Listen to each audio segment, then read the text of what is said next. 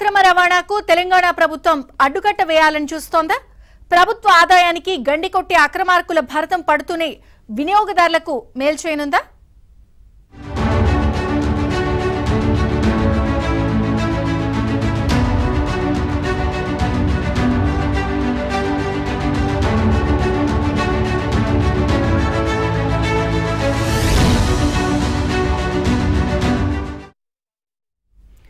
ఇసుక రవాణాలో అక్రమాలకు అడ్డుకట్ట వేసేందుకు తెలంగాణ ప్రభుత్వం కొత్త ఇసుక పాలసీని సిద్ధం చేసింది. ఇసుకను వినియోగదారుడు డోర్ డెలివరీ చేసేందుకు రంగం సిద్ధమైంది. టీజీఎండీసీకి సంబంధించి స్టాక్ యార్డులను ఉమ్మడి వరంగల్ జిల్లాలో సిద్ధం చేసినట్లు సమాచారం.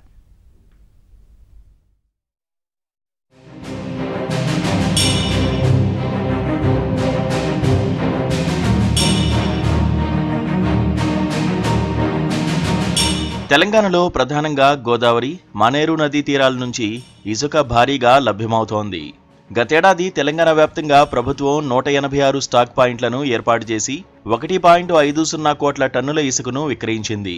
దీని ద్వారా 564 కోట్ల రూపాయల ఆదాయం సమకూరింది. జీఎస్టీ, రోడ్డు డ్యామేజీ సర్వీస్ ఛార్జీల ద్వారా ప్రభుత్వానికి మరో 29 కోట్ల రూపాయల ఆదాయం వచ్చింది.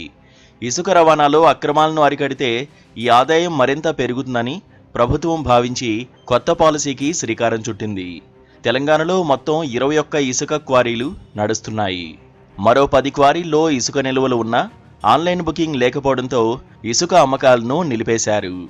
ఇంకా 15 ఇసుక క్వారీలు కొత్తగా ప్రారంభించాల్సి ఉంది. మొత్తంగా తెలంగాణ వ్యాప్తంగా 50కి పైగా ఇసుక క్వారీలను టీజీఎండీసీ గుర్తించింది. వీటిలో కొత్త పాలసీ అమలు చేసేందుకు సిద్ధమైంది. సరికొత్త ఇసుక పాలసీ ద్వారా ఏటా 1000 కోట్ల రూపాయల ఆదాయం ప్రభుత్వానికి చేరుతుందని అంచనా వేసింది రేవంత్ సర్కార్.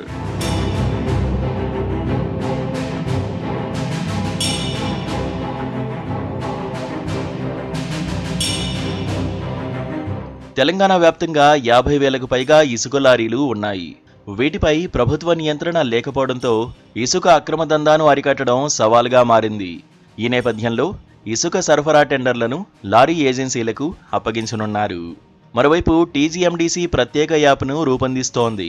వినియోగదారులు తమకు ఎంత ఇసుక కావాలి, ఎక్కడికి కావాలి అన్న వివరాలను ఈ యాప్లో అప్లోడ్ చేయాల్సి ఉంటుంది.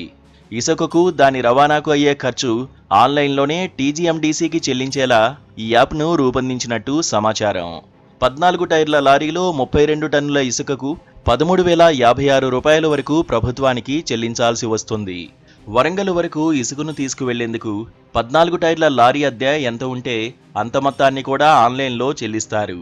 తర్వాత లారీ ఏజెన్సీకి సమాచారం ఇచ్చి ఆర్డర్ చేసిన వినియోగదారుడి ఇంటికి ఇసుకను సరఫరా చేస్తే ఎలాంటి అక్రమాలకు ఆస్కారం ఉండదని ప్రభుత్వం భావిస్తోంది.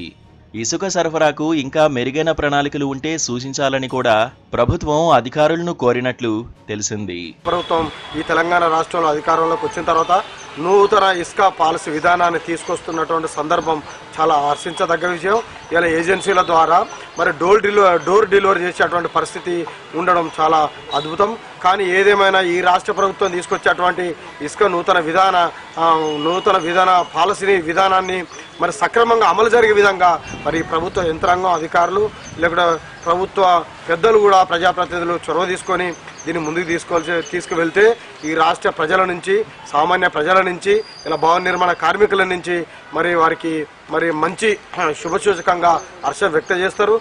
గత ప్రభుత్వంలోని ఇసుక పాలసీ అక్రమార్కులకు కాసులు కురిపించింది.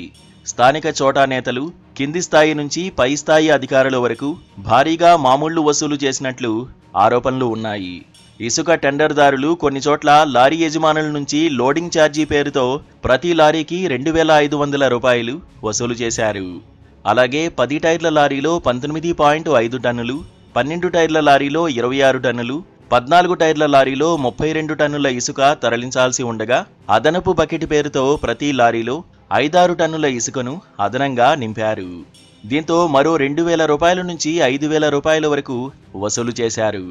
అలాగే లారీల నెంబర్ ప్లేట్లు మార్చడం, నకిలీ వే బిల్లులతో వందలాది లారీల్లో ఇసుకను తరలించి సొమ్ము చేసుకున్నారు. ఇసుక క్వారీల్లో జరుగుతున్న అక్రమాలను గతేడాది కాలంగా కాంగ్రెస్ ప్రభుత్వం గుర్తించింది.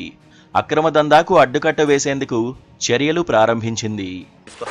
ఆ పాలసీ విధానం ద్వారా మాకు ఒక యాప్ మేము డౌన్లోడ్ చేసుకొని మాకు ఇసుక కావాలంటే మాకు గోదావరి ఇసుక లేకపోతే మున్నేరువాగు ఇసుక ఏ ఇసుక అయినా పర్వాలేదు మా ఇంటి వరకు సరసమైన ధర లోపల అంటే న్యాయమైన ధర లోపల మా ఇంటికి రావడం జరుగుతుంది. ముఖ్యంగా గత లోపల ఎన్నో అక్రమాలు చేసినటువంటి గత 10 సంవత్సరాల లోపల ఇసుక దందాలు జరిగినాయి. ఆ ఇసుక దందాల వల్ల సామాన్యుడు నష్టపోయేది, నిర్మాణ రంగం నష్టపోయేది. ఈ విధంగా చూసినట్టయితే ఇప్పుడున్నటువంటి ప్రభుత్వం కొత్త పాలసీ చాలా మెరుగ్గా ఉన్నది. ఎందుకంటే గత లోపల 150 క్వారీలను మరి ఇసుక క్వారీలను గుర్తించిన ప్రభుత్వం 550 కోట్ల మరి లాభాన్ని ఆర్జించింది.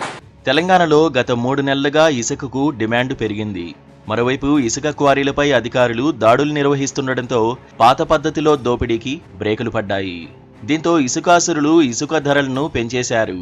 ప్రభుత్వం టీజీఎండీసీ ద్వారా టన్ను ఇసుకను 408 రూపాయలకి అమ్ముతోంది. దీనికి రవాణా ఛార్జీలు అదనం. జనవరిలో వరంగల్, కరీంనగర్ లాంటి ద్వితీయ శ్రేణి నగరాల్లో టన్ను ఇసుకను 1000 రూపాయలకు విక్రయించగా ఇప్పుడు 1600 రూపాయలకు పెంచారు. హైదరాబాదులో 2200కు పెంచడంతో వినియోగదారులపై భారం పెరిగింది. అయితే తాజాగా అమలు చేయబోయే పాలసీపై ఉమ్మడి వరంగల్ జిల్లాలోని ఆదివాసీలు అభ్యంతరం వ్యక్తం చేస్తున్నారు. కొత్త పాలసీ వల్ల మహిళలు, యువత ఉపాధి కోల్పోతారని ఆవేదన వ్యక్తం చేస్తున్నారు. ఫెసా చట్టాన్ని దృష్టిలో ఉంచుకుని ఏజెన్సీ మండలాల్లో పాత విధానాన్ని అమలు చేయాలని ఆదివాసీలు కోరుతున్నారు. షెడ్యూల్ ప్రాంతం, 5th షెడ్యూల్ ప్రాంతం, ఇక్కడ పీసా చట్టం ఉంది, 1/70 చట్టం ఉంది. ఈ యొక్క చట్టాలని ఉద్దేశించి ఈ ప్రాంతంలో ఆదివాసీ గిరిజన మహిళా సహకార సంఘం సొసైటీలు ఉన్నవి, ఇసుక సొసైటీలు ఉన్నవి. ఈ ఇసుక సొసైటీలు తోటి స్థానికంగా ఉన్నటువంటి వనరుని అమ్ముకోవాలని చెప్పేసి పంచాయతీరాజ్ చట్టం పీసా చట్టం ప్రకారం గ్రామసభ తీర్మానం చేసి వీళ్ళు ఇసుక క్వారీలు గతంలో పాత ఇసుక శాండ్ పాలసీ విధానం అనేది నడుస్తూ ఉంది. ఇసుక తరలింపును ఓ బడా ఏజెన్సీకి ఇచ్చినట్లు విశ్వసనీయ సమాచారం. ఆ సంస్థ ఉమ్మడి వరంగల్ జిల్లాలో ఇప్పటికే సబ్స్టాక్ యార్డులు కూడా కాంట్రాక్ట్ ఇచ్చినట్లు తెలిసింది. మొత్తంగా కొత్త ఇసుక పాలసీపై మిశ్రమ స్పందన లభిస్తోంది.